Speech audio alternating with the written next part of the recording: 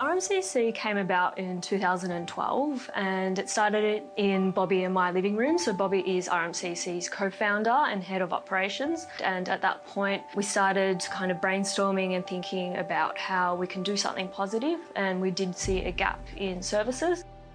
There weren't really any specialised services for children and youth from refugee and migrant and asylum seeker backgrounds that are school aged, and that's why RMCC basically started. RMCC provides mentoring programs within schools for primary schools and high schools, and we also provide professional development for teachers and material aid.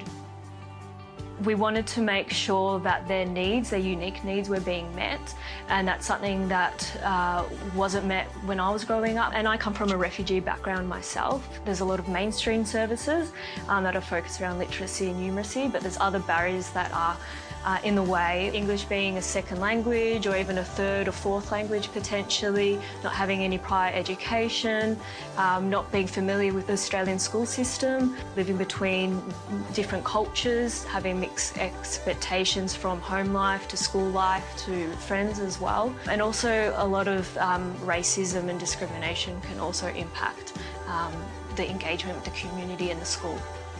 These kids are part of Australia's future and they deserve every opportunity to be able to succeed, so RMCC is here to make sure that happens. They are our next leaders and role models, and we want to make sure that they are given what they deserve and given every opportunity and be empowered to move forward and achieve what they're looking out to do.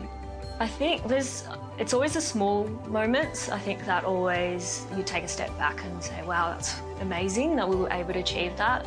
I think the biggest one though would be when first time a family turned around and said, this feels like our extended family. And that was a real special moment to know that we created something like that. One thing that I've learned over the years is that one person can make a difference. So it can be in any way at all, and everyone has different capacities and so forth. So it can be something as small as following us on social media, talking about what we do, sharing what we do.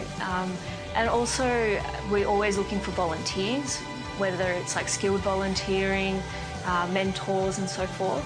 And also, if you have the means, fundraising on our behalf as well.